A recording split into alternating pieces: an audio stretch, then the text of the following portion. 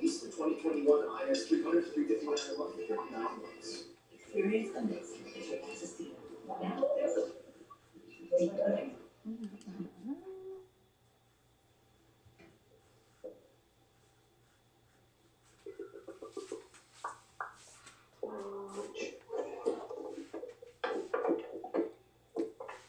Space on the table. There's no space on the table. What's that, darling? There's no space on the table. You can clear some space if you need to. It's all right. Hi, everybody. Hi. How's everyone? Good. All right? It's good. Good. Having a good pandemic and everything. Yeah. Oh. Oh, what fun. There's a few more people coming. So how's the fiddling going? Has anybody got any news about their fiddling? How's it coming along? Good. Good? Yeah. That's great. Excellent. Anybody have any insights or revelations this week or anything like that? No? I got your Tunable app.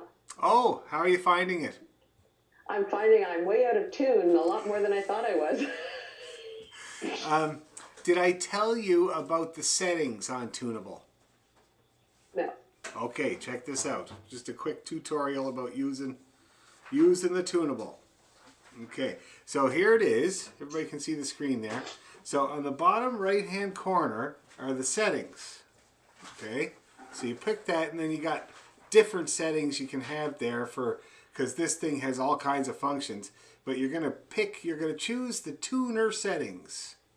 Okay, when you choose the tuner settings, you can see there's a bunch of settings there that are going to be default and they're just fine. For instance, concert A calibration 440. You see that? Okay, now that means that when you play an A, it's going to register on this tuner as 440 kilohertz, which is 440 beats per second. All right, when you play your A string, that's what you're doing. You're playing a frequency of 440 beats per second. Okay, that's the A string. And so, you know, here in the Western world, that's where we tune our A. But it does vary a little bit. Apparently in Western Europe, like France and Italy, they like a flat A. They tune to A 438 or 439. And in Japan, they like a really sharp A. I've heard that they tune to A 446 there. So it does vary a tiny bit, you know, depending on where you are and where the aesthetics of the music of the place that you live. But for us, it's 440. A440, that's what we use. Okay, so that's what that number means.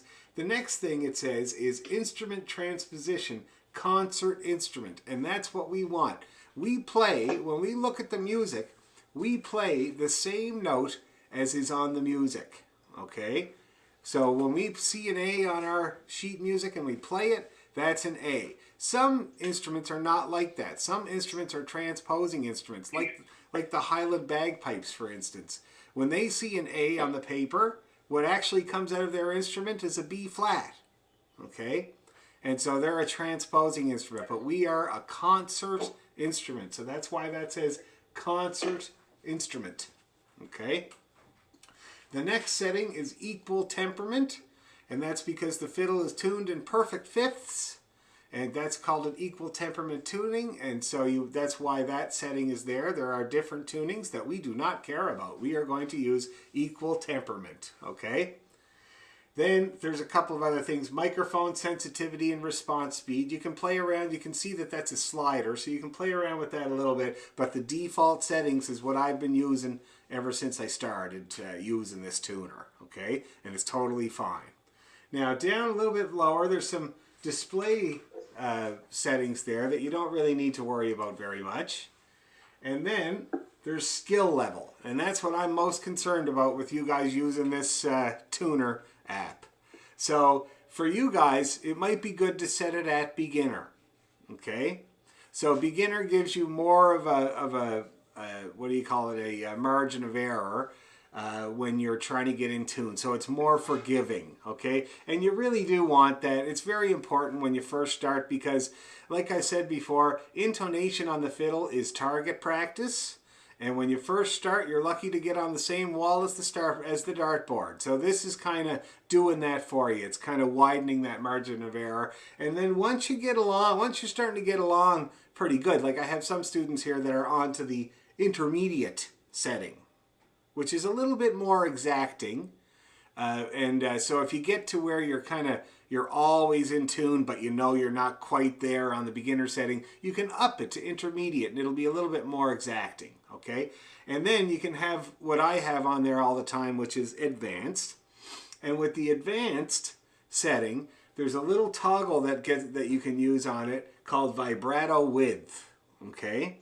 Now what that's for is because even, the best awesome masters of the violin or whatever, nobody completely plays solidly bang on in tune all the time. And if you had 15 Yehudi Menuhins and Jascha Heifitzes in your orchestra and they all played a B with no vibrato, there would be 15 different Bs. Okay? Because as you're trying to play the note that you're trying to play in tune, there are an infinite number of notes that are almost that note. Okay, so that's why vibrato was invented, because even if you have all those great violinists, they're going to be slightly different Bs or Ds or whatever, and so they put a little bit of a wiggle on it, and it's no big deal. See what I mean? So that's why the advanced setting has vibrato width sensitivity, because even, if you had no vibrato width on there, even your open string, the needle would be going like this, okay? Because the open string, I don't know if you've noticed, but the open string, the slower you go with it or the faster you go can affect the pitch, okay? It's a bit, but it's enough. Like I often tell people, you might not notice it until you're trying to play a double stop, then you really do, okay? So that's how you use that tuner. Now, say you got your beginner settings on there, and you're playing your scale, and you find that you're getting to be like about that much, say, I don't know what that is, 3/16 or a quarter of an inch on one side or the other of the green, then that means you're getting close, okay? You're getting closer, and you want to get it green. We all want green all the time, for sure. But you just want to basically up your batting average. That's what I call it. Every time you're working at it, you're trying to get a few more of the notes in tune on the first try. And so that's how you use this tuner. You can easily get into a fight with this thing, where you put it on your music stand and you're staring at it, and if the little arrow goes a little bit one way or the other, you keep trying. Before you know it, you're grinding into your fiddle trying to get that thing to obey you, but it's not going to do you any good at all. It's far better to glance at the tuner, okay? Because that's where you're building your ear. That's where you're training your ear. So you get your ear to decide, is that in tune? Yeah, I think it is. Then you glance at the tuner. Oh, okay, not right, not really, not quite. And then you make that adjustment. You let your ear learn. Oh, that's what the G is supposed to be like. And then you move on. You see, then you do it again with another note. You judge whether you're in tune. Then you look at that tuner. You say, okay, got it. Okay, and that's the best way to use the tuner. The most direct way, I find, rather than staring at it the whole time. Another thing I'll point out that you might not be aware of with this tuner is the crazy heart monitor line. You see that? The poor patient, oh my God, okay? So now the deal with that thing is that little black arrow there tunes overtones, okay? It's very, very sensitive. So, and that's the purpose of that is to kind of give you an idea of how steady your note is. Now, I really call it a bow smoothness meter, that line, because it's so sensitive that if you vary the speed of your bow while you're pulling it along, you'll see that heart monitor react, okay? And so I find if you can keep that line relatively steady, you'll never get it totally straight or totally steady. Nobody could ever do that. But if you get that relatively steady, that means that your bow is moving relatively steady as well. You see what I mean? So that's what that's for, and that's what it's good for. You don't really have to pay a lot of attention to it at first. It's only when you start really working on the steadiness of your bow movement, the speed, that it might be handy. Okay? So does that help everybody trying to use the Tunable app? If you're using it, they're all very similar. All the tuning apps are very similar. I just find this one to be kind of the simplest and easiest to see. Yeah, Dan, I missed the very start of the call. So it's called Tunable app, the one that you like? Yep, it's called Tunable, and it's without the E, so it's Tunnable for some reason. I don't know why. Somebody must have already bought Tunable.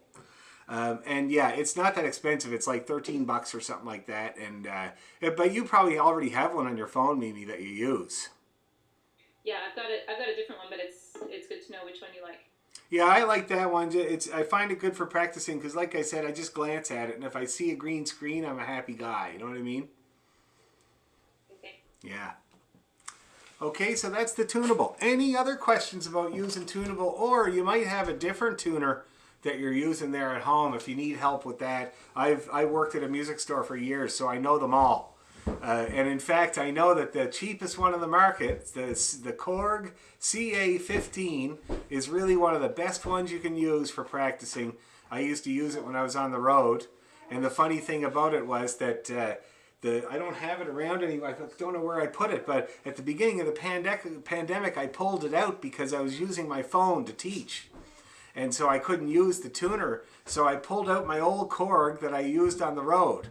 And I had forgotten that the green light in the middle that lights up when you're in tune doesn't work. It just doesn't work. And neither does the needle when you're in tune. It also does not show. It only shows when you're at a tune. And so I found it quite handy there when I was teaching because I would put it on the music stand and just wait for it to wake up. And then I'd be like, hey, you're flat. So yeah, and it's the only one that can hear the tuba. We tried 3 or 4 different tuners at the music store that I worked at, and the cheapest one was the only one that could hear the low frequencies below the bottom of the piano of the tuba. So Jen still uses it. It's a pretty good little rig, among other things. Any questions about the tuner you're trying to use at home or the Tunable app? No? Okay, great. Now, so before we get started, is everybody getting along okay with all the stuff we've been doing so far? I know for the brand new people, it was kind of a jump in there. So is everybody getting along okay so far? Like, you don't feel like it's hopeless? Yeah? Great. Okay. Well, why don't we dive right in? We'll start with some open strings, and if we'll go through the open string exercises, and then we'll do our G major scale. Okay? Excellent. Oh, I gotta tune up.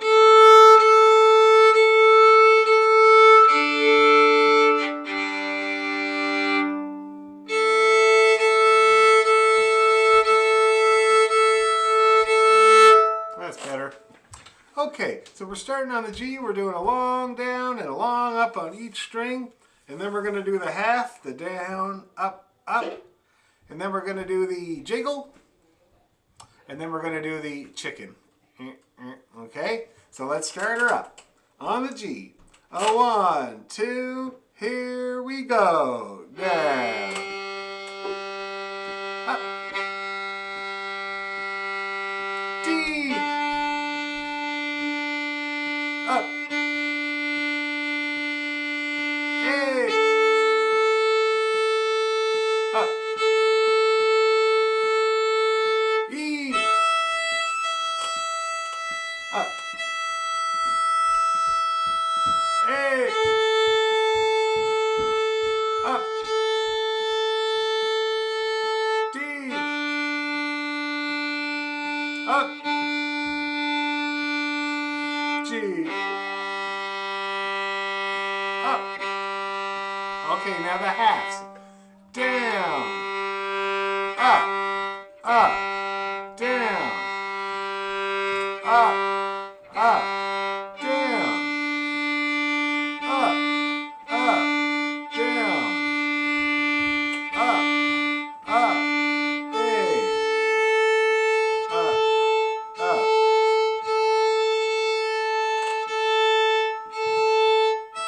E.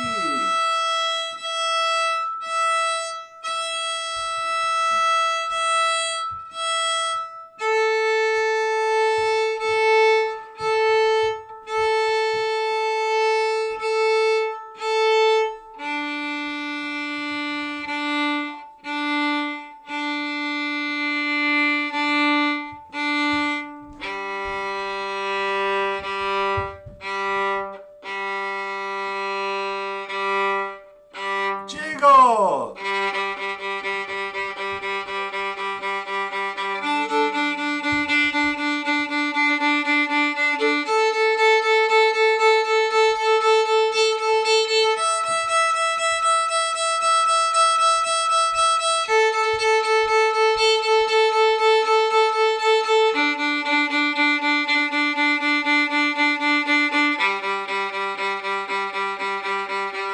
Chicken!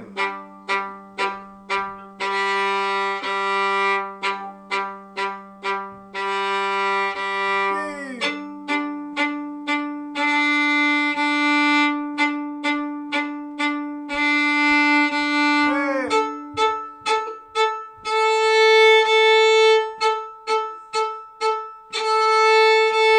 E.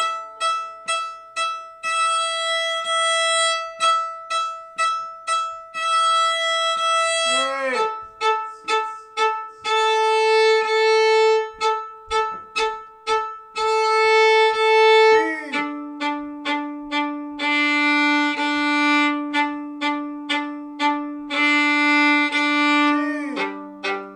G.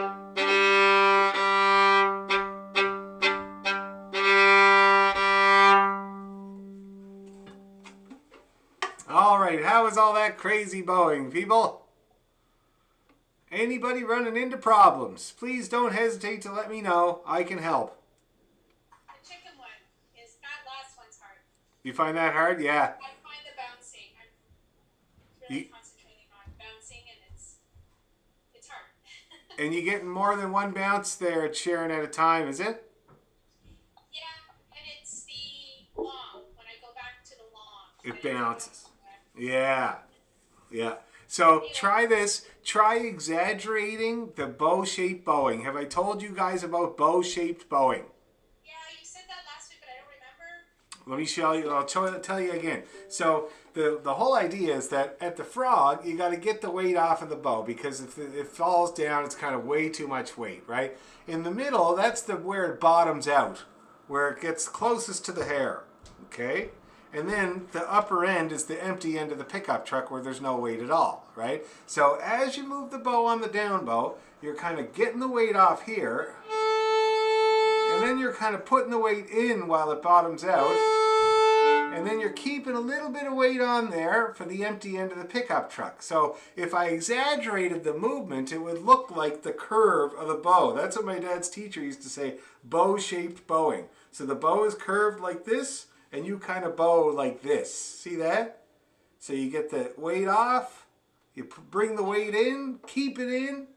See that? And then as you move up, you have to give a little tiny bit of weight at the beginning, and then you kind of start taking the weight off gradually so it doesn't crunch into the frog. It's just exactly that bow-shaped motion. See that? And that helps with the bounce. Okay?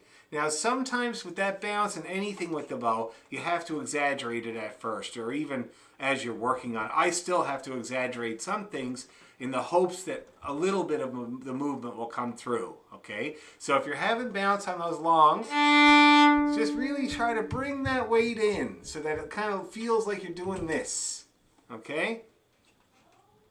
How's that, Sharon? You getting along a bit better there? Good, okay. So bow-shaped bowing, that's what you want. Any other questions like that?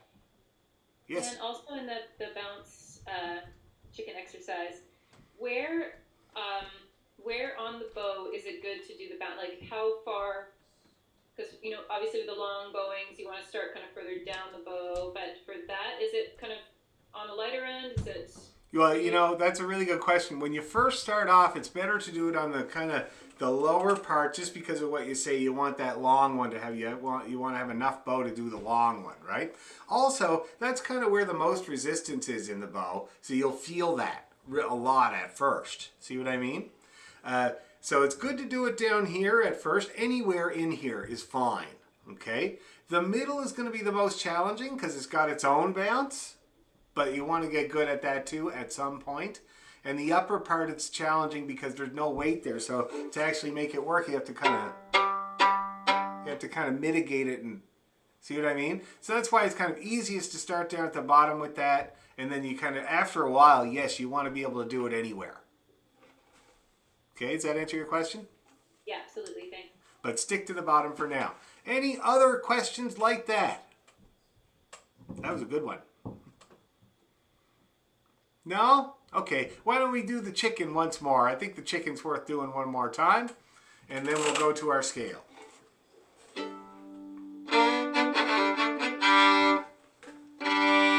Still not too. That's better. Okay, are we ready? Chicken! 1, 2. Oh, wait, there was one person. I'd have to mute. Think. Yes. Okay. Here we go. 1, 2. Here we go.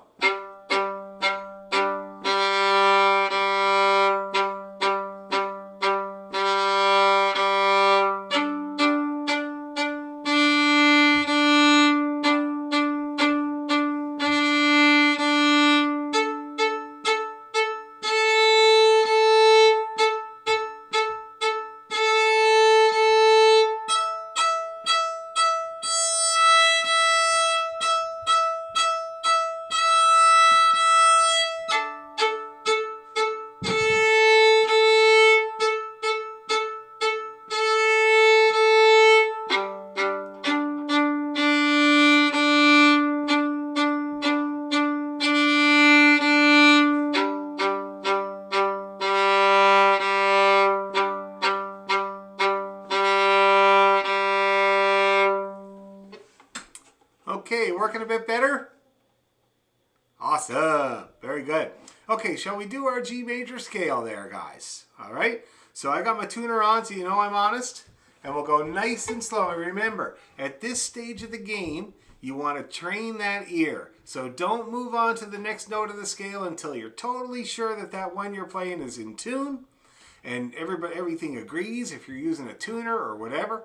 And so you give your ear a chance to hear these notes the way they should sound, okay? I'll just have to trust you because you're all muted, but I trust you all, okay? So I'll play the notes nice and long for you to get a chance to tune them. Ready, open, G. 1, 2.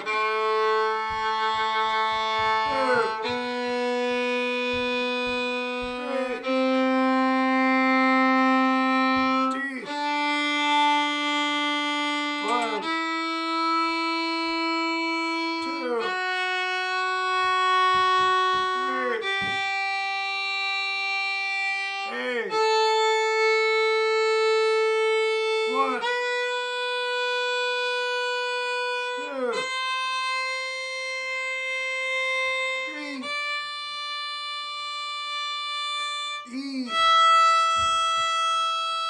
1, 2. Let's play the 2 again. 1. E. All 3 on the A. 2. 1. A.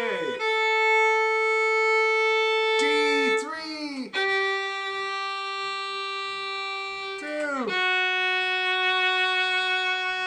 1. Open. G3, all 3. 2.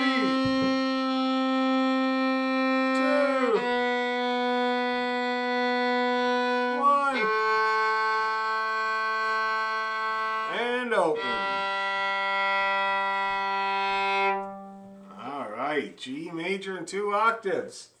How did everybody feel doing that? How about the brand new people? You aren't technically brand new anymore, but still. Getting along okay with that? Yeah? All right, let's do it again then, right away.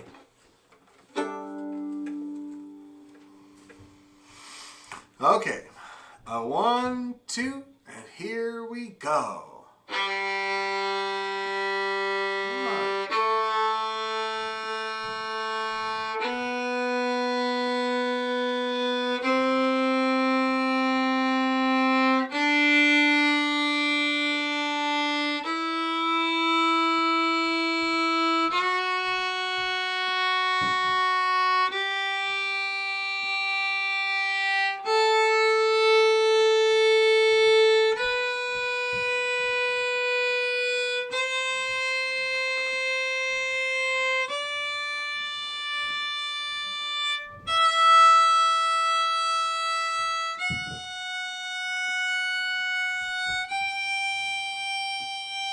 Again.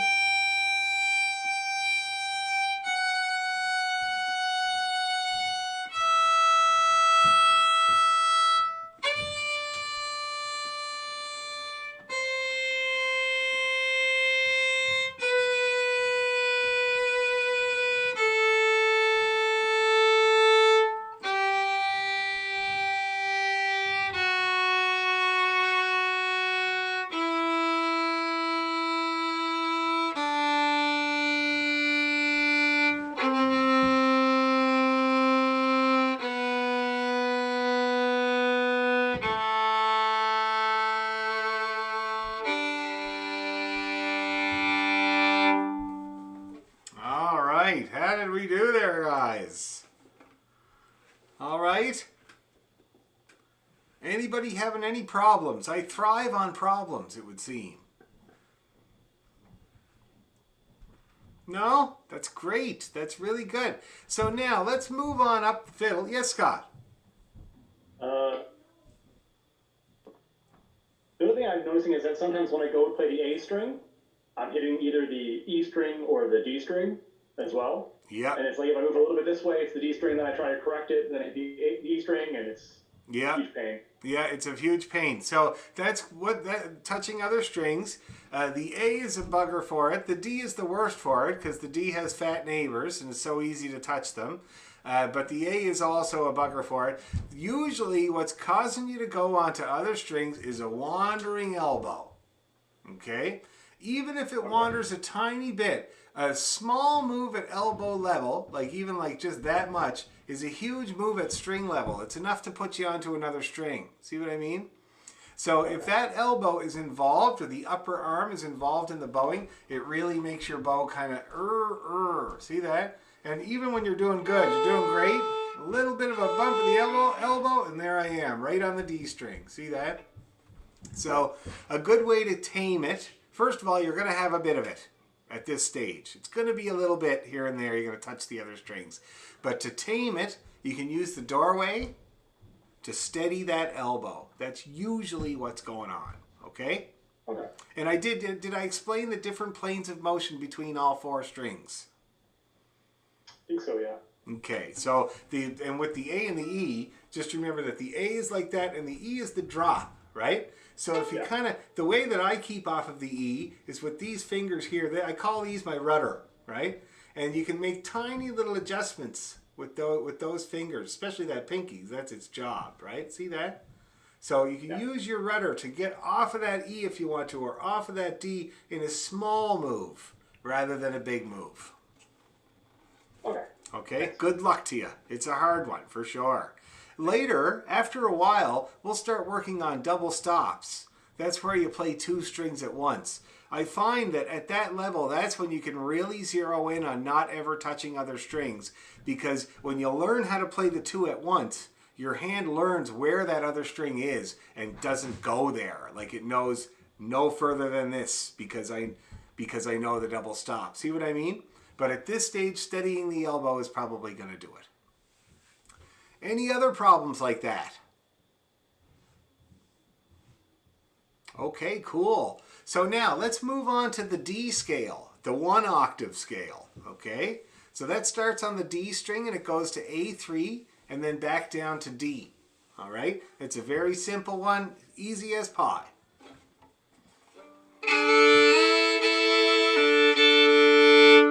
Okay. Poor Sherry got kicked off. I'm going to send her another invite because she's in Nova Scotia and they have notoriously bad intranet out there. And so I'm going to send her another invite in case she's having trouble logging on. There. Okay. Okay, D scale there, everybody. On the D string. That's good. Roll up them sleeves, Mimi. This is serious work here. Turns out it's hard to play violin with a hoodie. It's like all rolled up underneath. It's like impossible. And I can't play with shirt sleeves. Like even when I wear a suit, I have to roll up the sleeves. I cannot do it. I get paranoid my bow is going to get caught or something. It's never happened, but it's gonna. And if I wore the sleeves, it would. Takeaway this week. Okay, D scale. Everybody get ready on your D? Oh, 1, 2, here we go. D. 1,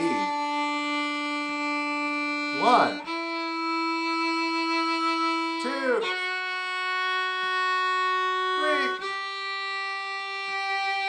8, 1, 2, 3, 3 again. 2, 1, 8, D3, 2, 1, and D. Okay, now that looked easy as pie. Everybody looked like it was a walk in the park there. Let's do it again right away then, in that case.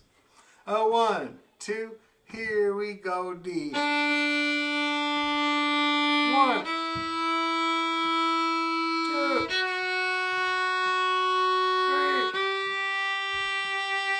8, 1, 2, 3, 3 again, 2, 1, and D3,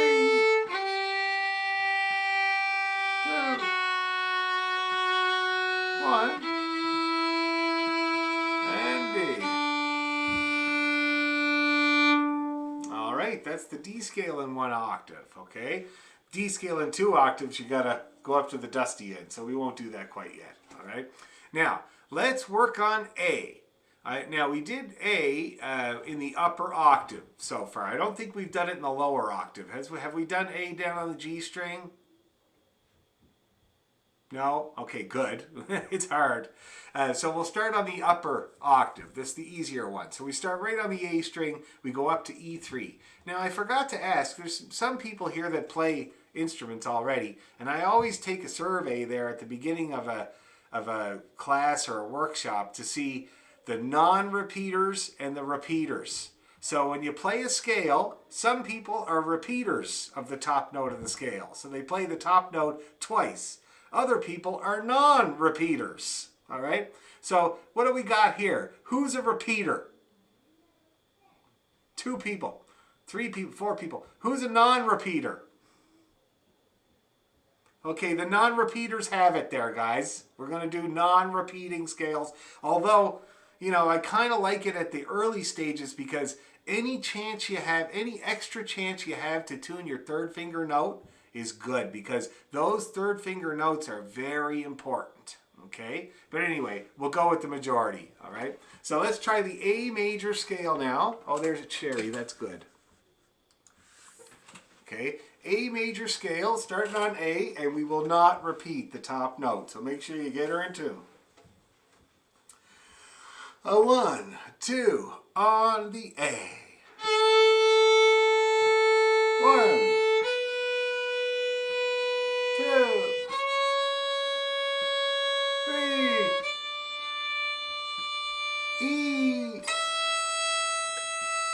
1, 2, 3, 2, 1. E, A3, 2, 1, and A. Okay, now how'd that get along? A lot on the E string, so it's tricky for sure. Anybody having any problems before we try it again? No? Always Yes. having trouble hitting the second for on the A and the E string. Just So trying to get it to sound right. why don't you play it for me there, Heather? We'll see how you get along. Other people might have the same problem.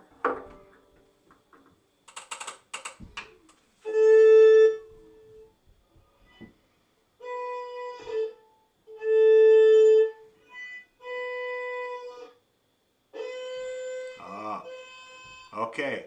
Hold on for 1 second. That's what I was wondering about. So when we're in regular first position is the gap between 1 and 2. Okay, so this scale, A major in the upper octave, is just regular old first position. You don't have to do any fancy close twos at all. So when you went to play your 2 on the A string, it was a close 2 rather than a gap. And that's why it sounded weird. Okay, try it with the gap. All right.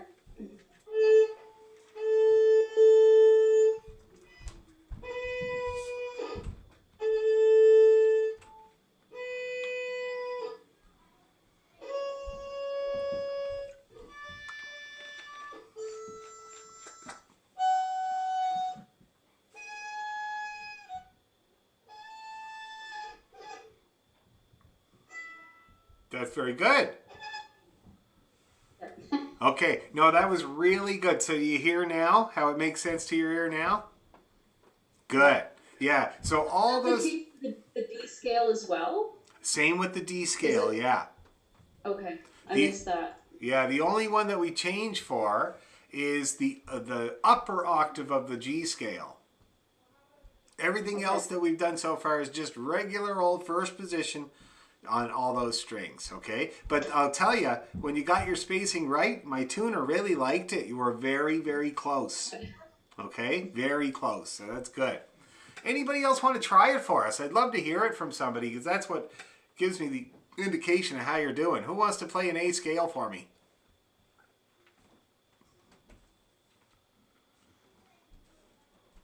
How about Scott? Give it a go, Scott. You're brand new. Let's see how you get along with it.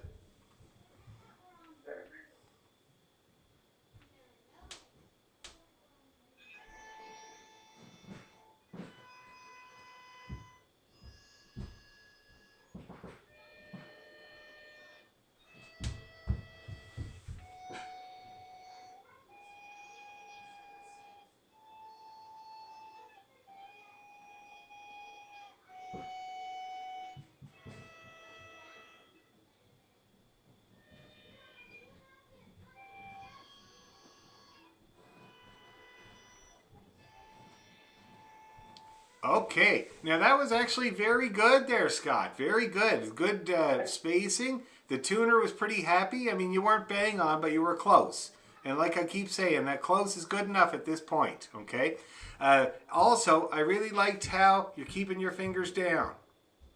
That's really good. Keep doing that for everybody too. When you put them down, leave them down until you absolutely have to pick them up, okay? Very good. Let's all try it one more time unless somebody else wants to give it a go for me, which I'm always in favor of. No? Okay, let's do it. A major in the upper octave. Okay, 1, 2, 3, go.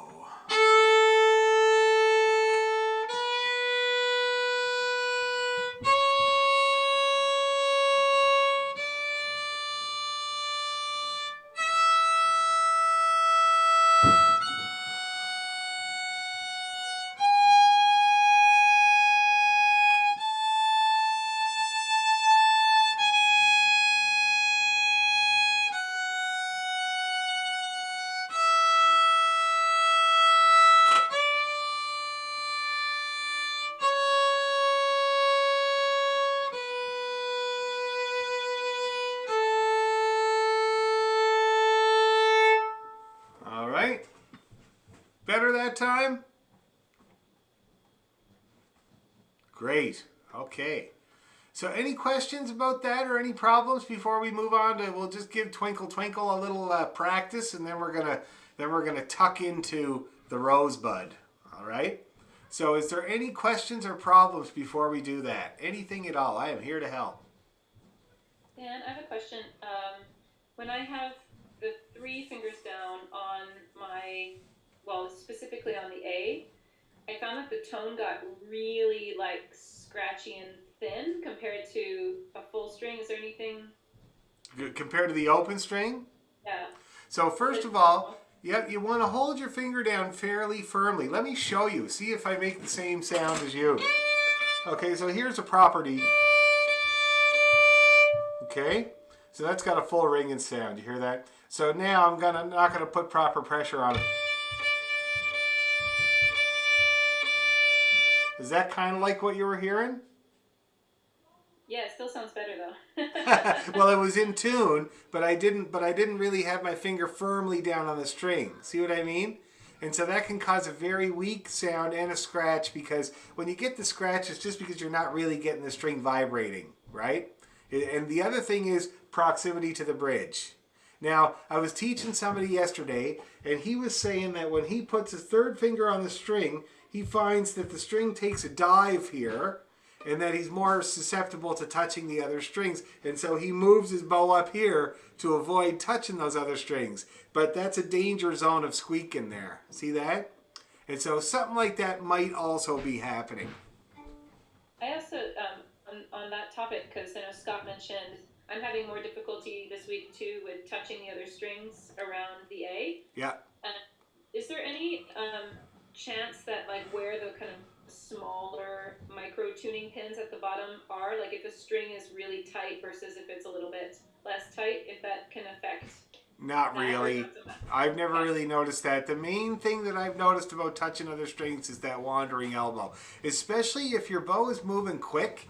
Like if you're and people always point this out to me when they actually start moving, like when they have to play a tune, like when I say, okay, play that tune, and they're kind of like, really moving the bow, and that's when they kind of notice a lot of touching. And it's just because as you're moving the bow and using the length of it, it becomes really easy there to touch the other. See that? I just did it. See that? And it, in my experience, it all comes from this, especially at the beginning, because even a little tiny move, see that you couldn't even barely see that move, and it put me right over onto the D. Okay, so that should help too. Okay, any other problems? People getting weird noises out of their fiddles? Might not be your fault. You never know. No? Okay, so now, Twinkle Twinkle. All right, let's give it a go. Good old Mozart. He ruined it for everybody.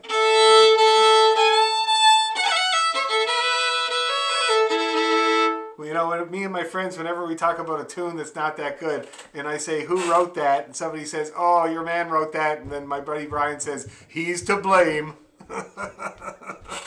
Anyway, so Mozart's to blame for this one. Okay, here we go. Ready? On your A string. A, E, E. Nice and easy. Ready? Go.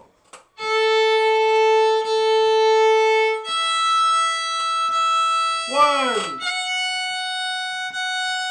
E. A3. E.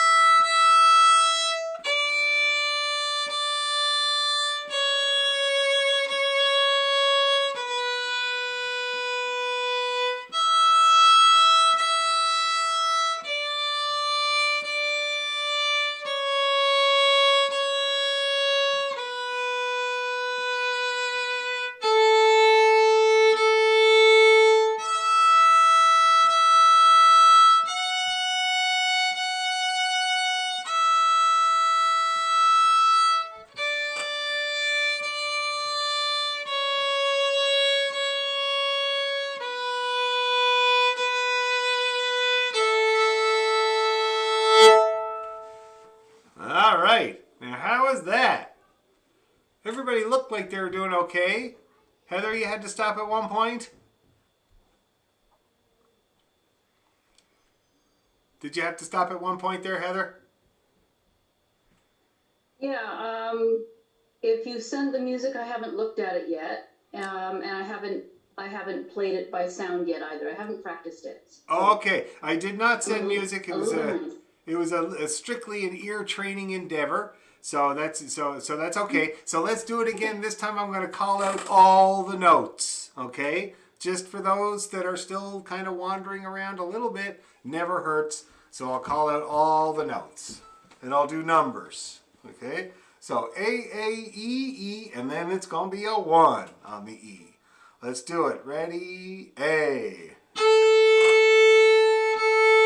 E. E1. Open E long. All 3 on the A. 3. 2. 1. Great big long A. E. All 3 on the A. 2, 2. 1. Long one. E. A3. A2. Long 1. A, E.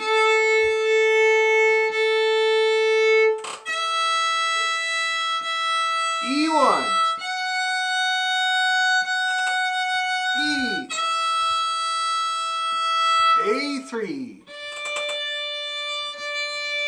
2. 1. And A. Okay. Looked much better there, Heather. Your fingers were doing exactly the right stuff there. That's good. Now, I'm going to pick a couple of people to play it for me, because I have absolutely no other indication that you're actually getting it at all on the Zoom, okay? So first of all, we'll pick somebody from the old crowd. So I'm hoping to hear some better intonation, maybe a little bit better sound quality. So who from the old crowd wants to do it? How about Lena? You want to give it a go? Okay. Just don't do it better than your mom now. Be careful.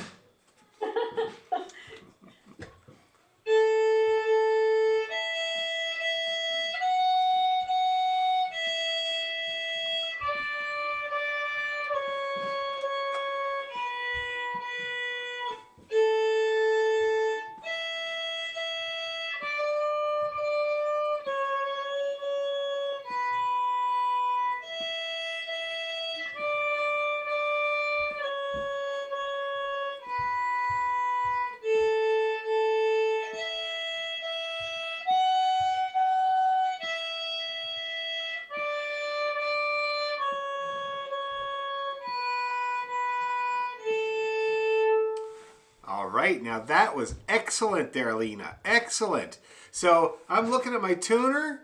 You were bang on almost the whole time. Yeah. Now, I don't know if you noticed, well, you definitely noticed because I heard you fixing it, but your first time on the da, da, da, da, that third finger was weird, and Yeah. but you fixed it. You got it well into the ballpark again. Excellent job, okay? Very good, very good. Now, so that's a good improvement. That's a huge improvement. Who from the new crowd wants to do it? Somebody that's fresh out of the box. Stacy ran away, which, you know, I understand. I probably would too. I had a student run away once during a workshop at a camp I was doing. He was only little, he was 7, but he pulled up the side of the tent and escaped through the underneath.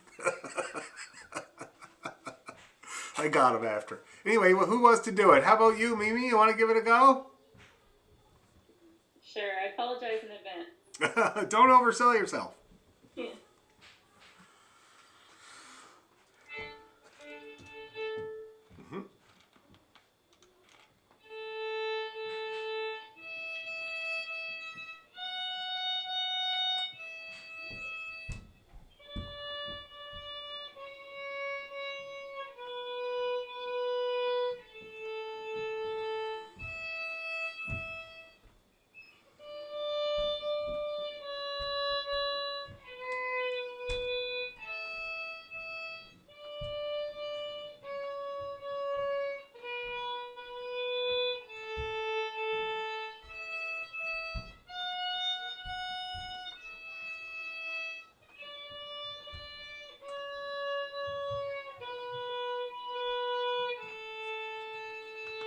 Woohoo! Excellent job!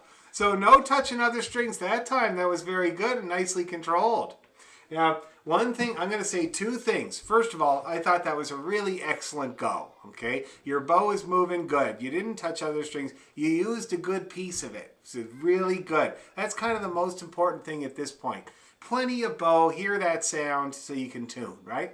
So in terms of the tuning, now you tuned yourself very well, okay? Because you have the advantage. You already know what these notes should sound like, at least, you know, relatively, with the relative, unless you have perfect pitch, but I don't remember that about you, no. And I know a few people with perfect pitch, they don't say it helps that much, you know? It only helps like in a general way. But so your tuning was really, really good. Did you notice your tendency towards the sharp? That's all you got to do. Just notice that tendency. The other thing though, the one thing I'm going to point out is the hand position started off like this. By the time you were doing that D, E, E, D, it looked more like this. Okay? Bringing that in like that. Yeah, and then it makes it weird, right? Before, you're just coming down. But now, you're kind of doing this weird clamping thing, which is weird and usually doesn't have good results. Okay, so avoid this. Yeah, they call that the collapsed wrist, eh? Okay. Yeah, and you might get confused. Other people might get confused because if you look at old fiddle players from back in the old days or even from the new days, like Jerry Holland, you see a lot of that collapsed wrist, you know? But my dad used to say, if there was somebody to show those fellas the easy way to do it when they were kids, they would have done it the easy way too, you know? But so many of them grew up in isolation. Jerry, he just couldn't get out of the habit of doing this. He just and he had to get an operation on his carpal tunnel. My friend Kim had a huge hand, and it was the only way he could get flat enough to actually be in tune, and he didn't like it either. So this is definitely the easy way, okay? They also call this the bookshelf in Suzuki. You don't want that. You want the nice curve, okay? Other than that, awesome. Anybody else want to play it for me before we try it again? Maybe a bit faster. Anyone? Anyone? Shona's going to do it. I could tell. She was reaching for the mute button. I wasn't, but okay.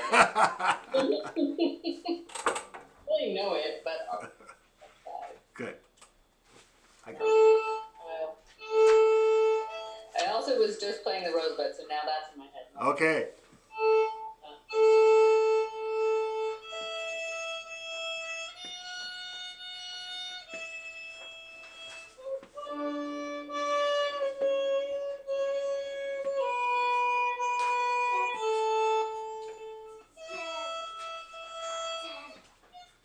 Telling you that's definitely out of tune.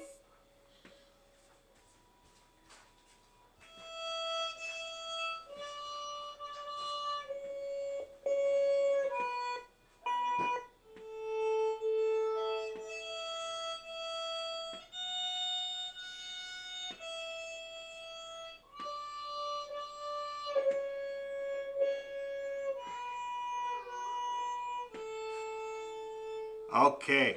1 second here. Okay, that was really good, Shona. Really good. Yeah. So in terms of your tuning, very close. You're a little bit flat kind of across the board. And just a bit though, like I'm talking about, say, like 1/8 of an inch on the left-hand side of the tuner, okay? So just a bit. Now, to fix flatness, I usually just prescribe more finger pressure across the board. You know, if you find yourself chronically flat, just press a little harder, you'll come right up into tune. Okay, it's not really a finger position thing. I think I go the other direction. Yeah, I know. That's the danger, but I think for you, a little bit more. Like when I'm talking about a bit more, just a touch. And you can play with it, eh? Always a good idea to play with your notes. You get it in tune. Oh, that's nice. That's nicely in tune. I wonder what happens when I clamp her down all the way. Oh, wow. Okay, I'll remember that. You know, always good to do that. One thing I might say, and I was going to say it to Mimi because of the sharpness, it's a lot easier to sharpen your note with finger pressure than to flatten it, okay? Because as soon as you take a little bit of that pressure off, you seem to have a very small margin of flattening before it kind of becomes a non-note where you're not really pressing on the string. See what I mean? So you have lots of sharpening power, but you might not find the same amount of flattening power. So I always find it best to come in a little shy of the note and press into it. Gives you a nice stable note. Okay? Very good, Shona. Let's do it one more time faster.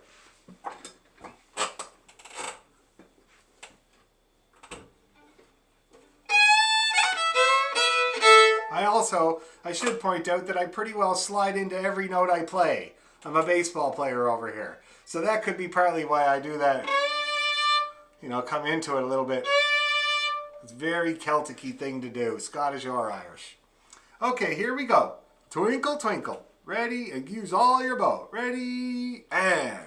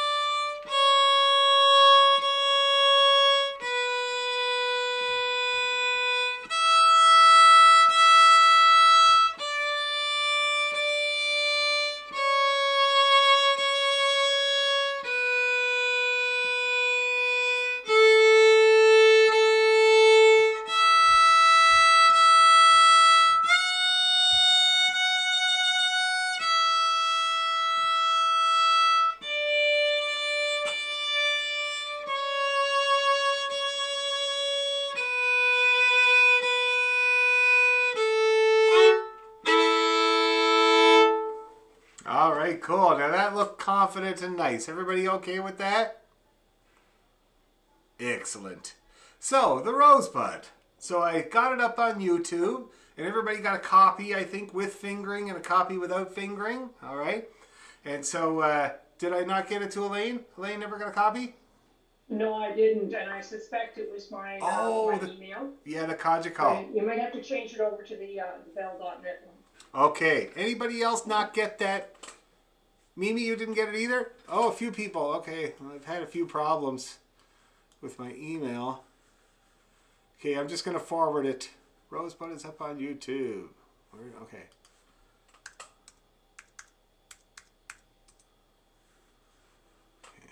Here we go here.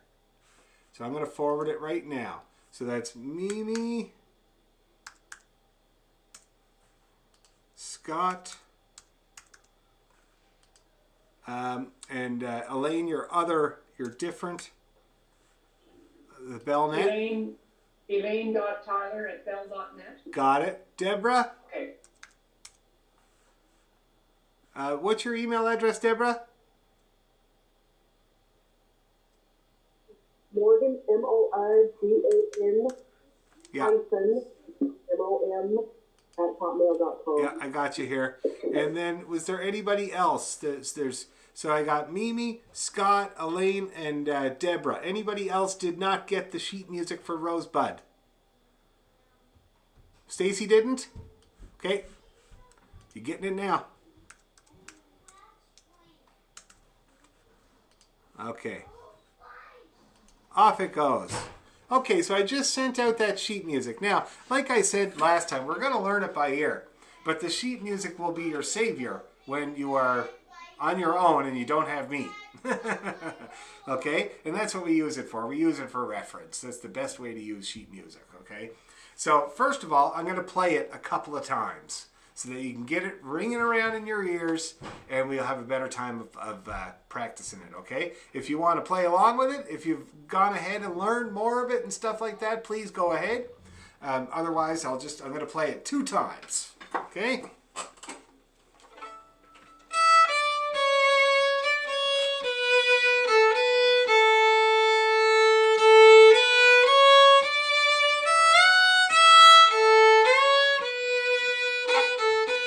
Whoops.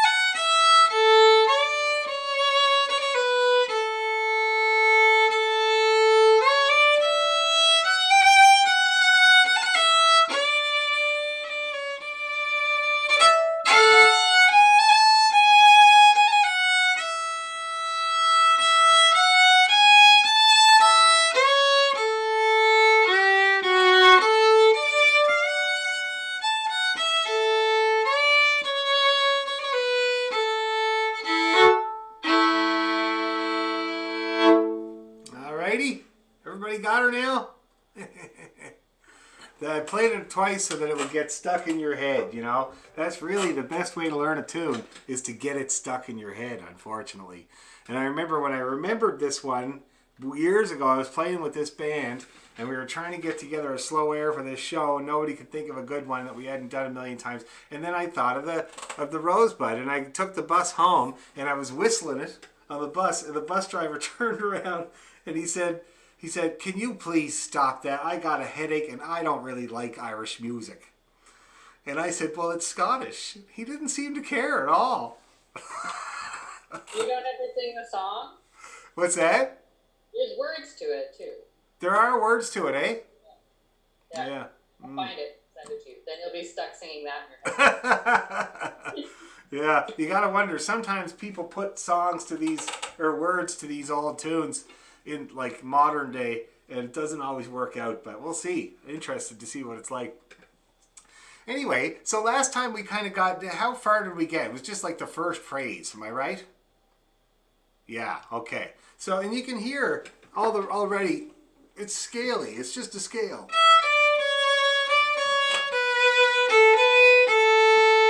See that? The first, now, I remember last time when I was teaching it, I think I went up both times. Up, and then up to the C. The music I found on the internet goes down to the A, all right? And it is the J. Scott Skinner version. So I must have changed it over the years. So we'll go with what's written so that it's not confusing, okay? So we go down the scale to the C from the E. We go E, D, C, and the C is a long one. And then 3, 2. And then we do the same idea with the 1, except we go to the A. And then a great big long A. So let's play that together, guys, okay? Let's see if we can get through that little part. Starting on the E string, E, and then A3, and then A2, and A2 is the long one. Ready, go. 2, 3, 2, 1, open 1, and then a long A. And then another A. Okay, just to finish her off, because that's what comes next. Let's do it again. Same thing except better. Open E. Ready, go. 3, 2. 3, 2, 1. Open 1. A. Okay. One more time to be sure. Ready? E. E. 3, 2. 3, 2, 1. Open 1. A. Okay. Now the next thing we have to do there is a great big scale up. Going right up to F. See that? And the D, when we hit the D in that scale, it's a little longer. It's a dotted note. So we hold it a little longer. So it sounds like this. Okay, and then we're going to play EA. Okay, and then a 2-1. And that's the end of that phrase. Okay, so let's try that scale to begin with. We all know how to do a scale at this point. So A, 1, 2, long 3, ready, go. A, 1, 2, long 3, E, 1, E, A, 2, 1, another 1. Okay, now that looked pretty successful. Let's do it again. So we're going up the scale on the A, hanging around on that 3 or the D. Ready, A. A, 1, 2, 3, E, 1, E, A, 2, 1, and another 1. Okay, we getting that? One more time to be sure. From the E. Ready, and E. Sorry, not from the E, from the A. Ready, and A. 1, 2, 3. E, 1. E, A. 2, 1. 1. Okay, So now we have the first two phrases of the tune, really. Okay? We have this little scale down. And then scale back up.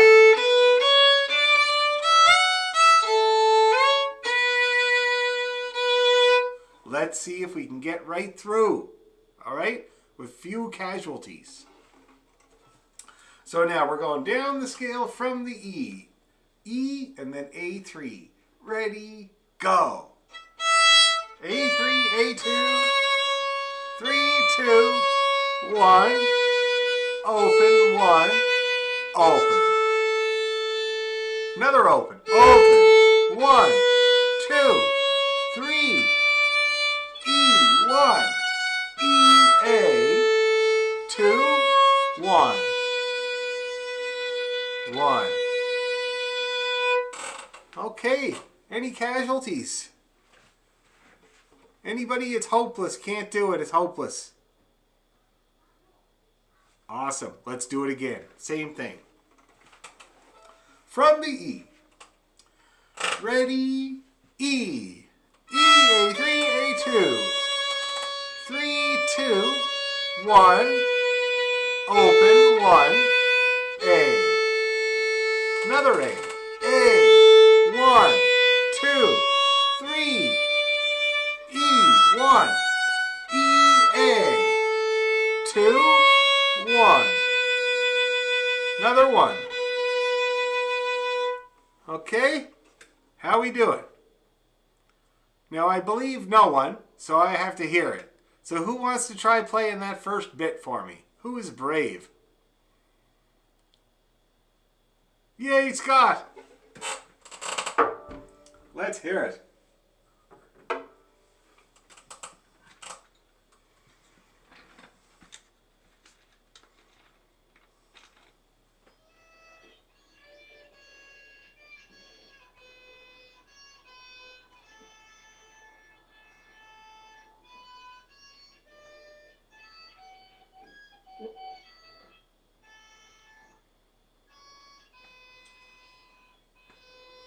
Very, very good, Scott. Excellent job, man. You got her. You had a little mess up there, but as a guy that I saw judging a competition in Ireland say once, you had a stagger, but everybody staggers.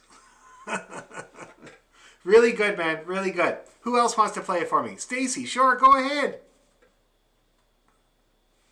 Yeah, sure. I just have one question. Yeah. When you're on the E and then you're doing that like quick back to the A, is that 2 movements with the bow, or is it supposed to be like an EA? No, two movements. So I think for me it was down, up, or it could be the other way around. But yeah, 2 bows, separate bows. 2 separate. Okay. Yeah. I think I've been trying to do it in one fancy move. You can do that, but it's a little harder. Like we'll talk. That's called slurring when you play two notes in one bow, and we will get there. Okay, but for now it's better to do 1 note per bow. Okay.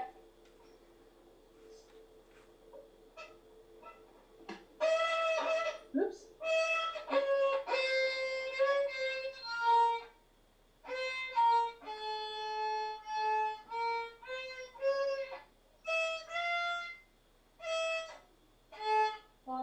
That's okay. Good. Very good. Okay, so you got the idea there really, really well, Stacy. Your fingers are coming down, no problem. Your fiddle is quite flat. Yeah. But don't worry right now, because it's actually, for some reason, by the grace of God, it's in tune with itself pretty well. So we'll leave it for now, okay? We'll leave it. Relative, yeah. So that's what happened with my old piano that we got in the States, and I got a piano tuner to come, and the whole thing was still in tune with itself, but down a half step, you know? And he was like, well, I can bring it up to pitch, but she's old, and if the strings start breaking, it's going to cost a fortune. The first 2 strings he tuned broke.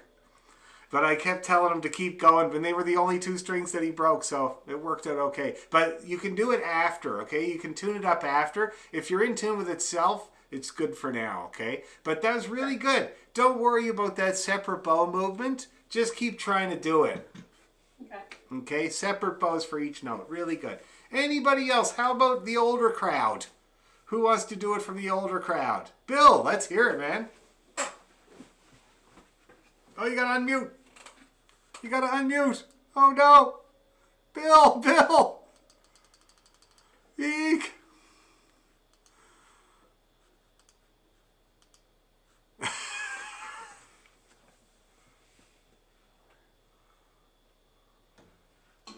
Yay. Okay.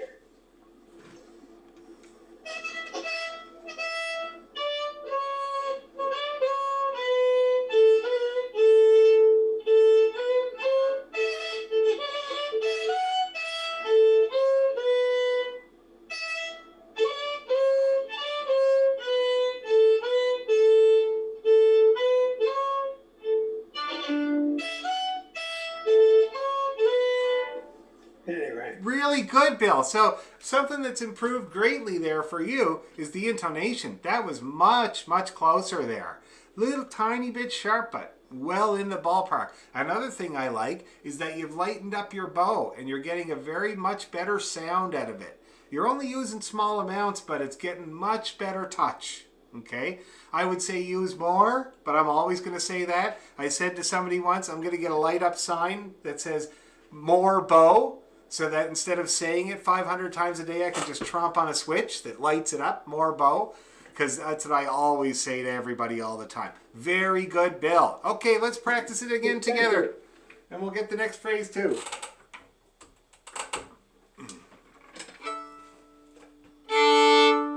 Okay, helmets on. Now this time I'm not going to call out the numbers. Okay, you're on your own. My voice is getting tired. 1, 2, 3, 1, 2.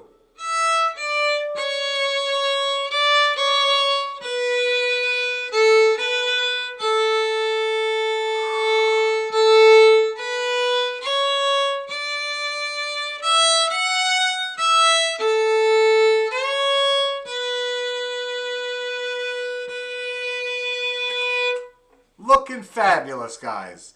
The next bit, we come down from the E again. But then we go back up. See that? Little scale down goes right back up from when it hits C. So let's just try that, and C is a long one. So let's try that again. E, D, C, D, E. And then we're going to go over to the A string. So let's try E, and then D, and then C. Ready? Go. Back up. Okay, let's do that again. Ready? Go. Now, A, 1, 2, 3, E, 1. Now, what does this music say? Oh, yeah. 3, 1. Okay. And then EA. And then we end it with a scale down. 1. So that's kind of the rest of it, okay? We got this big scale. Keeps going up. E, A. Oh, sorry, that was the middle part. So the little scale up and down. Right up we go. Keeps going up. And then the 3, 1. E, A. And then your 3, down we go. Ending at A. Okay? Is that clear? Let's give it a try. We're going to start with the little scale down and up, starting on E. Okay? So E, 3, 2. Ready? Go. E, 3, 2. 3, E. Open A. A1. A2. 3. E. 1. 3 and 1. EA, 3, 2, 1, open, another open. Okay, and you notice on this tune, if you're looking at the music, you'll notice both parts end with 2 great big long A's. You notice that? Both the A part and the B part end with 2 great big long A's. Okay, so that looked like it went okay. Let's do it again. E, A3, A2, that's the long one, and then A3, E again. Ready? E, E, A3, A2, 3, Open A. 1, 2, 3. Long one. E. 1, 3, 1. E, A. 3, 2. Long one. 1. Long A. Long A. One more time right away, and then we'll stitch it all together and hope for the best. Open E, down we go. Ready, go. E, 3, 2, 3, E, A, 1, 2, 3, E, 1, 3, 1, E, A, 3, 2, 1, A. Okay, everybody getting that second half of the first part? Everybody getting that? Anybody not getting it? No? The mute button is very intimidating, I know. But I'm not scary, I'm very nice. Okay, cool. So shall we put together the whole thing? Is there anybody that would like to do it for us that has already figured it out by what we just did and would like to rattle off that whole first part? No? Oh, Sherry's going to do it. Right on.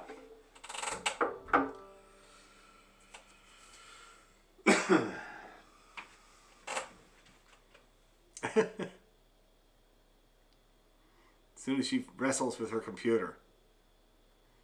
I don't know how many computers are going to be destroyed by the end of this pandemic, but I'm pretty close to destroying mine. Not getting the mute button? It's just on the very bottom right-hand corner of the Zoom window.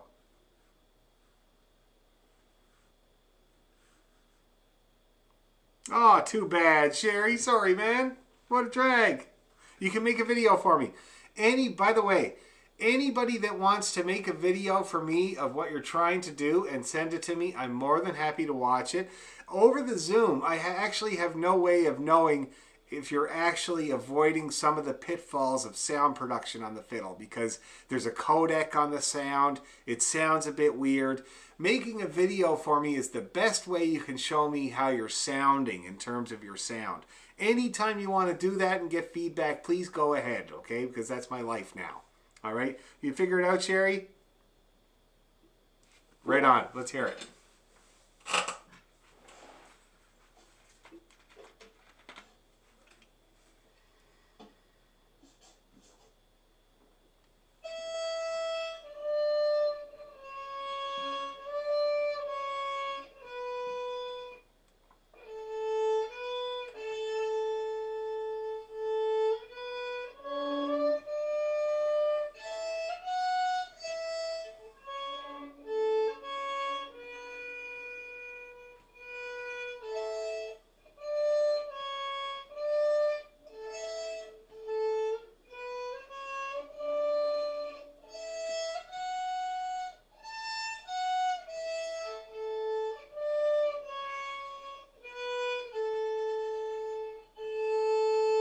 Woo and who. Right on. Very good. Yeah. Now I'll give you a bit of feedback about your intonation if you want it. Your 1 and 2, quite reliable. Your 3, almost always sharp. Okay? Maybe a little less finger pressure or whatever. Just keep it in mind. All right? Sound production, doing much better, Sherry. Much better. You're still a little bit afraid of the bow. So I want more emotion, but again, I'm going to get the sign. When I get the sign, I'll just stomp on it and I won't have to say it, okay? So more emotion. Okay, everybody, let's try to go right from one end to the other. Helmets on, guns up. Let's see if we get out of this foxhole. Okay. Ready, E.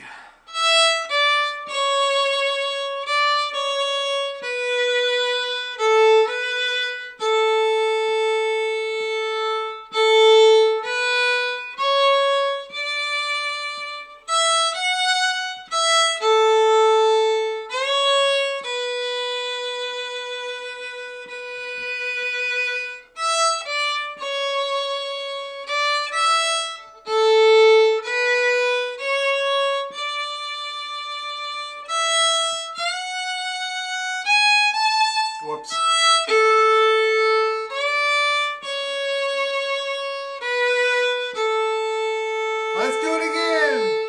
Open E.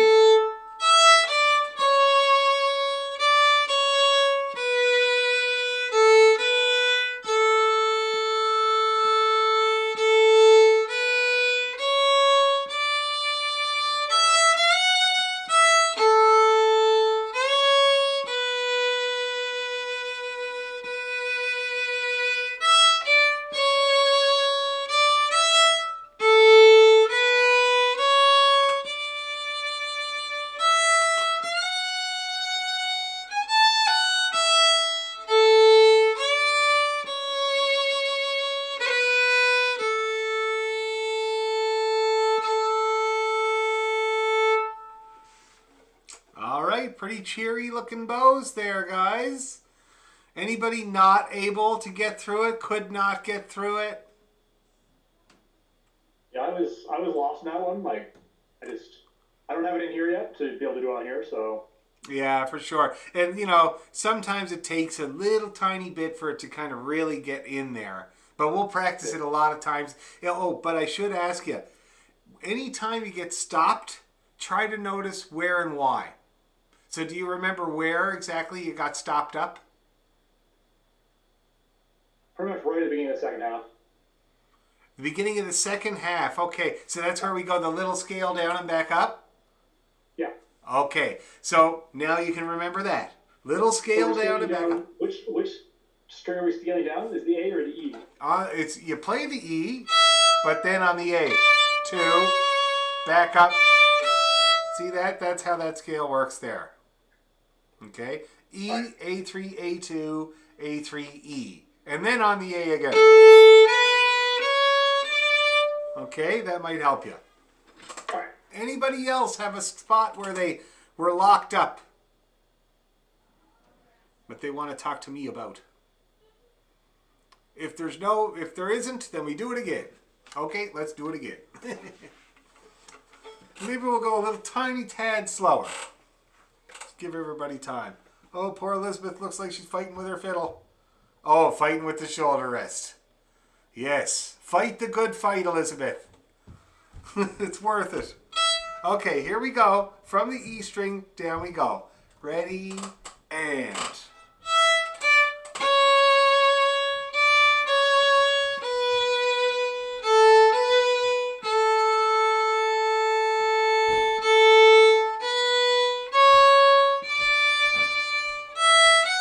E, A.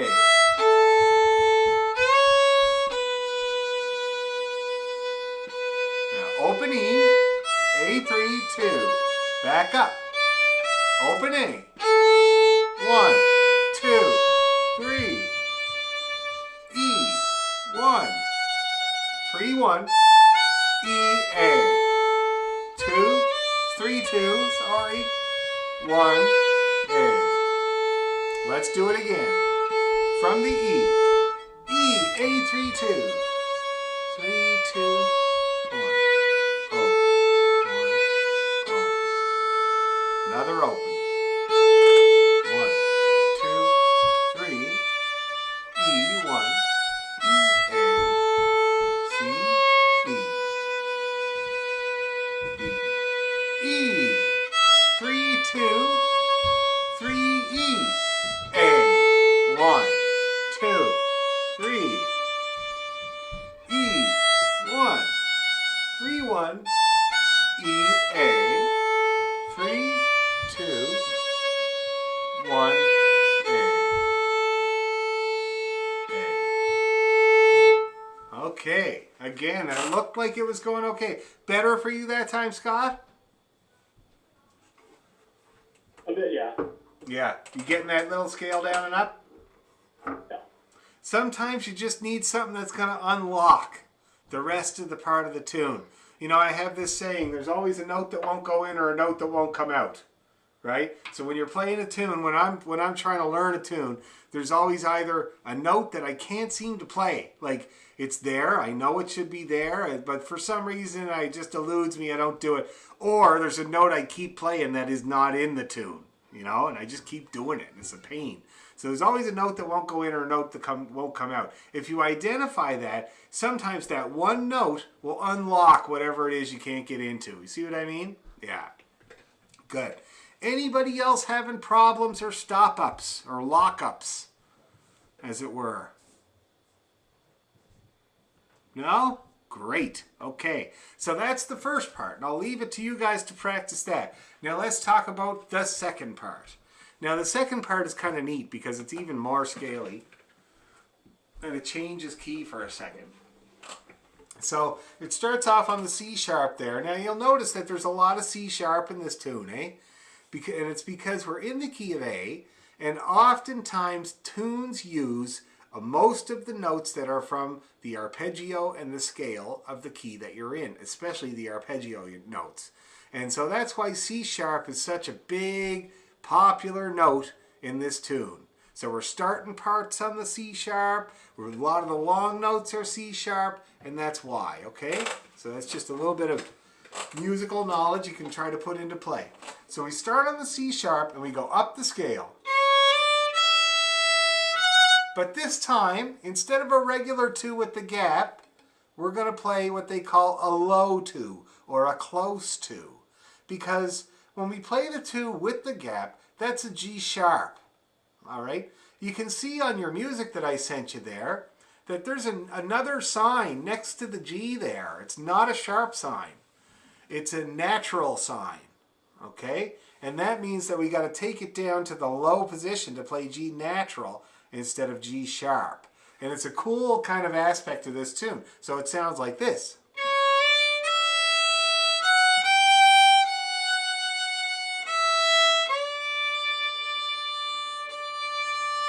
See that? It's really cool. And you guys know how to do this from doing the G major scale in 2 octaves. You know about the low 2.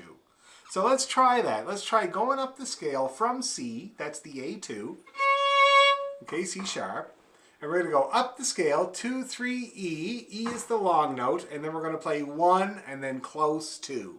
So let's get our 2 ready. Ready, A2. 2, 3, E. 1, low 2, back down we go. 1, E, A3. Okay, let's try that again. From the 2, here we go. Ready, and 2, 3, E. 1, low 2, 1, long, E, A3. Another A3. Okay, we getting there? One more time and then we're going to keep going. The next bit, it goes up on the E string.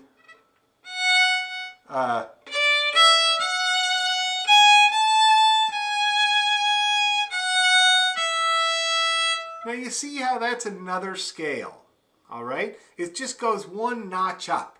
So we got this little scale up and down.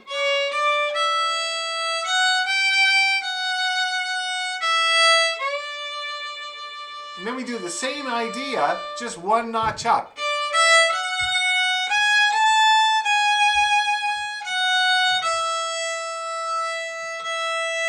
You see how those 2 phrases mirror each other, except one is 1 notch up. See that? And also, that's the only time we play the low 2 in the whole tune is that one. The next scale up is a regular G sharp or a high 2. Okay, we switch back right away. So let's try that. We're going to start from the D, and we're going to play D, E, 1, 2, 3. Ready? And 1, 2, 3, 2, 1, E. Okay, let's try that again. So a D and an E and a great big long F. That's a 1. Okay, so A3, ready, go. 3, E, 1, 2, 3, 2, 1, E. Okay, one more time to be sure. From the A3. Ready, A3. 3, E, 1, 2, 3, 2, 1, E. E. Okay, now let's start at the top of that trick from the 2 and see if we can put them together. Okay, from the A2, the C sharp. Ready? And 2, 3, E. 1, low 2, 1, open, A3. Another A3. E. 1, 2, 3, 2, 1, E. E. Okay, that looks successful. That's all I have is looks to go on. Let's do it again, just like that, except better. A2, get her ready, get her nice and bright. Ready, A2. 2, 3, E. 1, low 2, 1, E, A3. And another A3. Up we go. 3, E, 1, 2, 3, 2, 1, E. Okay, now we're going to go right up the scale. E, 1, 2, 3, open E, A2, open A. Okay, that's how we move on. And that little bit there, that last bit I played, is a straight up A major arpeggio. Okay, let's try that, everybody. E3, open E, A2, open A. Okay, ready? E3, open E, A2, open A.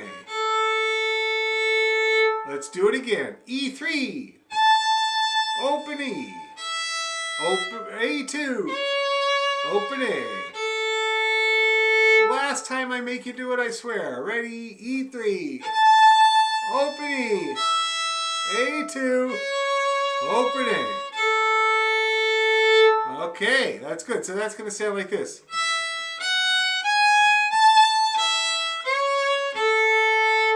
Let's try that. Open E, up we go. E, 1, 2, 3, open, A2, A. That go okay? Again. Ready? E. E, 1, 2, 3, open E, A2, A. Down we go. D3, 2, open A, 3, 1. And this part should be familiar.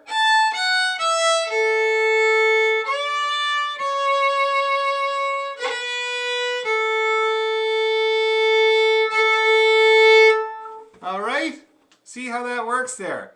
And it's one of these tunes, like so many thousands, millions of tunes, the A part and the B part have the same ending. Isn't that nice? Isn't that lovely? It's a treat from the gods. Now, that's why when you're learning a tune by ear, oftentimes the ending is what you get first because it's the most repeated phrase of the tune. You see that? Because it kind of happens both in the A part and the B part. So, now, let's put on our flak jackets and see how far we get before we're all dead. Okay? So A2. Okay? And I'll call them out, don't worry. A2, up the scale. Here we go. Ready? And 2, 3, E. 1, low 2, 1, opening A3. Another A3. E. 1, 2, 3, 2, 1, E. Now we go up the scale. E. 1, 2, 3, open E, A2, open A, D3, 2, A, 3, E1, 3, 1, E, A, 3, 2, 1, A. Let's do it again, guys. A2, up we go. 2, 3, E. 1, 2, 1, E, A3. 3. E. 1, 2, 3, 2. 1. E. Another E. Up we go. 1, 2, 3. Open E. A2. Open A. D3. D2. A. A3. E1. 3, 1. E, A. 3, 2, 1, A.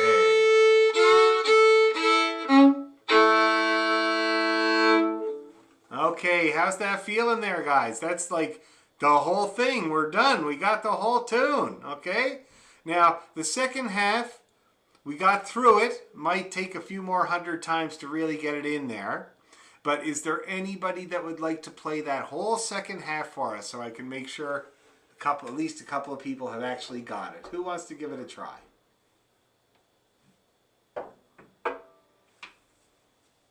Katya, let's hear it. All right.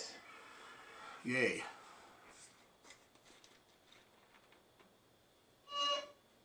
I just have to find it.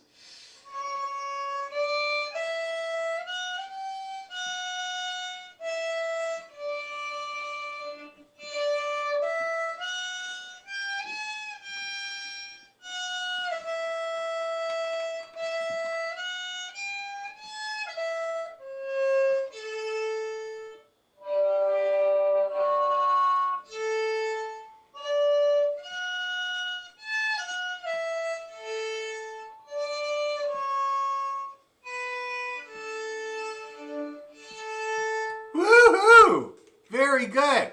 So again with you, Katya, I see a big difference there in closeness to being in tune. So many of those notes, especially your A3, were nicely in tune most of the times you tried to play it. Okay? The 2 tended to be a bit flat. The 1 tended to be a bit flat, but not always. So I'm going to say that your tendency might be flat. Okay? And it's hard, like I like to point these things out to people so you know what to work on. The cause, there's different causes. Some people are flat because they just don't have the confidence to put full finger pressure, right? Other people are flat because they think they're in tune, but they're actually flat. So for you, I'm thinking finger pressure. Bring in a little bit more finger pressure and it should bring you right up into tune. It certainly did with that D, okay? Okay. Really good. Anybody else? Katya was so brave. Anybody else want to be brave too? Oh, Mimi's going to do it. I saw the arm going for the mute button. I was going to pin your video, but I can certainly give it a shot. Why not? Okay. Let's see here.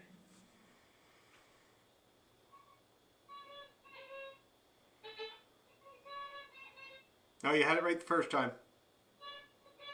Sorry.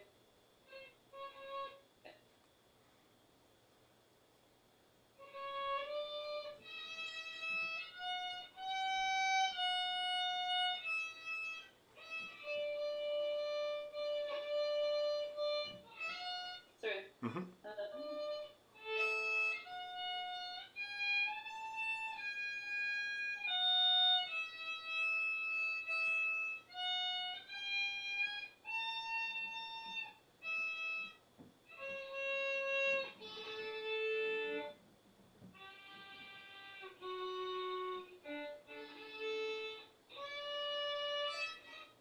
One.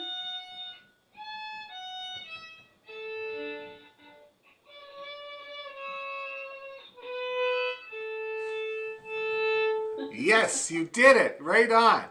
Now, I'll tell you, your fingers there were very good. Like with intonation and everything, you know, slightest tiny bit of, but you'll get it in tune. And no shelf, it worked good. It was working good. Let me tell you something about the bow. Yeah. Here is a bow that does not move.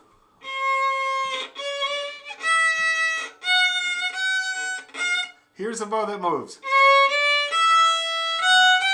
Even if you're a little bit flat. You know the expression, Mimi, wrong and strong, right?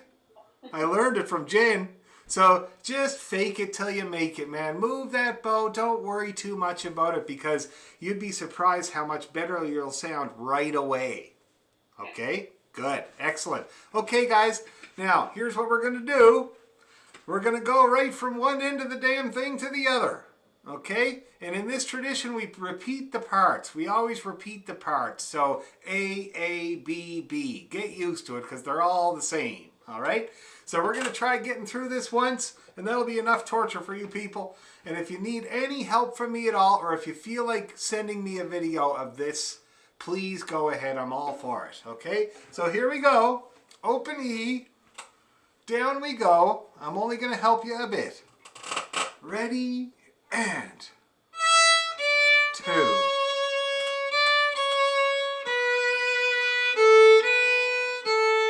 Another A.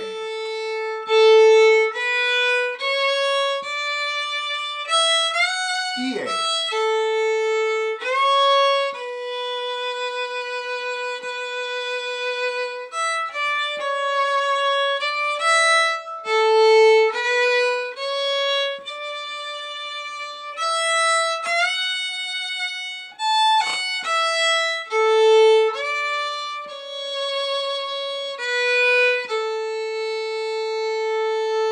Repeat.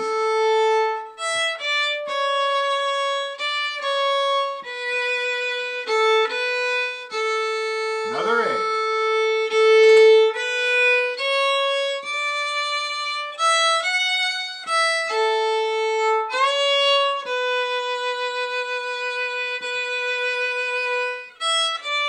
Back up. A. 1, 2, 3. 3, 1.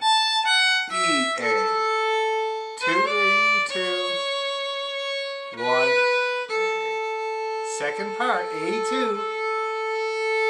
2, 3, E.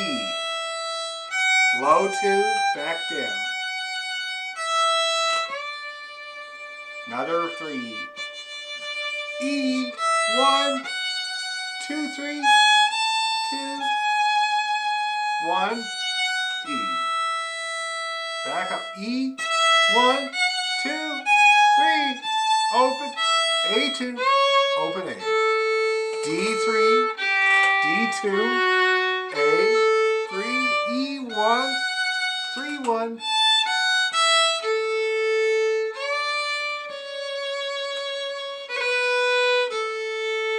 Repeating that now. A2 again. Up we go. 2, 3, E. 1, low 2, 1. E, A3. E, 1, 2, 3, 2. Another E, up we go. 1, 2. Open, A2, A. D3, D2. Open A. 3, E1. 3 and 1. 3, 2.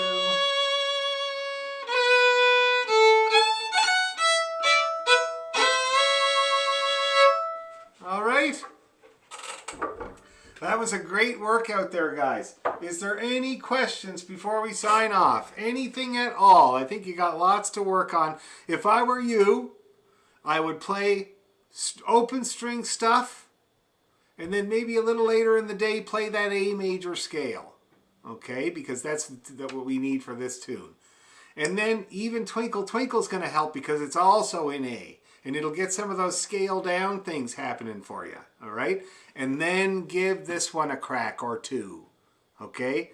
But remember, anything more than 3 or 4 cracks, you could be banging your head against the wall. So little spurts is way better. Okay? That's what I would do. Any questions or problems at all?